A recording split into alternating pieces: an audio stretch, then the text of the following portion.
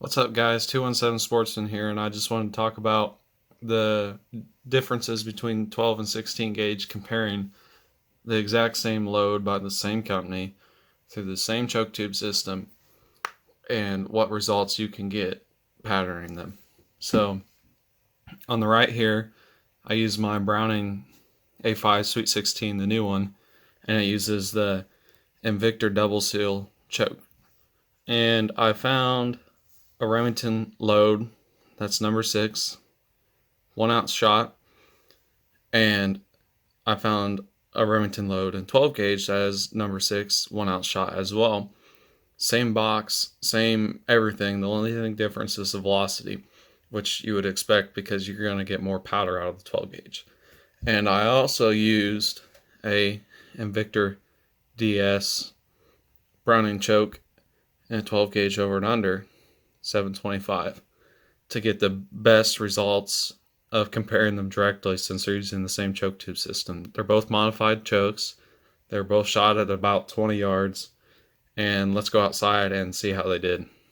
So here we have here on the right the Citori 725 field model. It has 28-inch barrels and Invector DS chokes in it, which just so happens to be the same as the Sweet 16 over here on the left, 28-inch barrel with Invector DS chokes in it. So what really is the difference between the ammo that you can get? This Remington ammo, which I talked about earlier and I will talk about again, they're both exactly the same except for the velocity. The 12 gauge has a little bit more velocity than the 16 gauge. So let's see how the patterns compare between the two guns.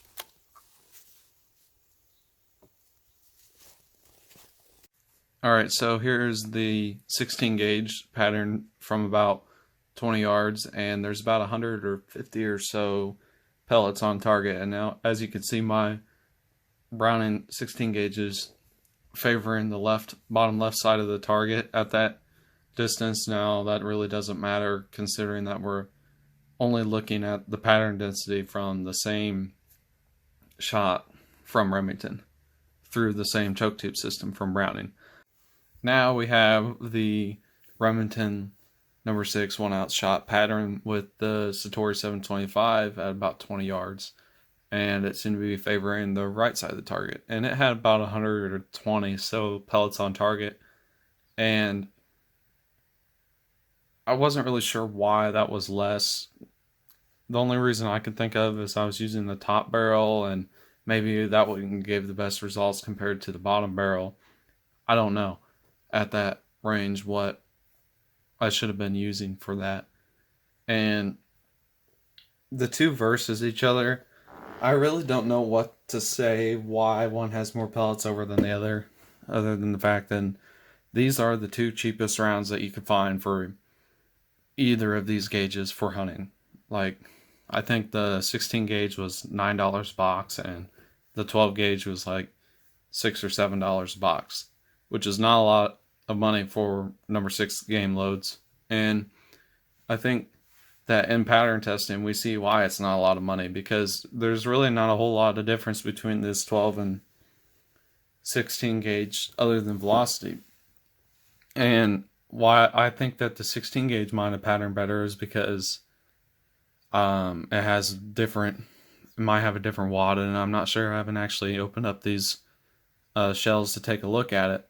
But moral of the story is 16 gauge isn't really a whole lot different than the 12, as you can see here. The pattern density is pretty different between the two. Yeah, you got more throughout the target on the 12, but the 16 had more on paper. And with the 12 gauge, you're going to carry a little more energy downrange with the 1290 feet per second versus 1200 feet per second.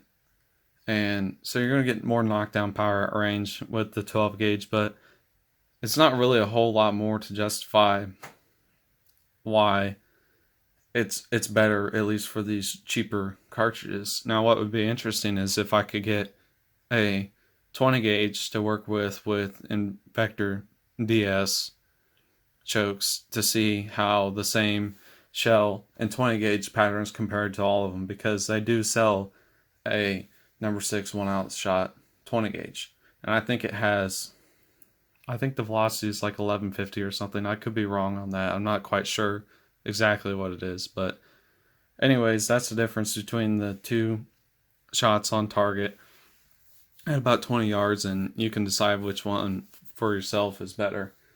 Thanks for watching. Remember to like and subscribe. See you later.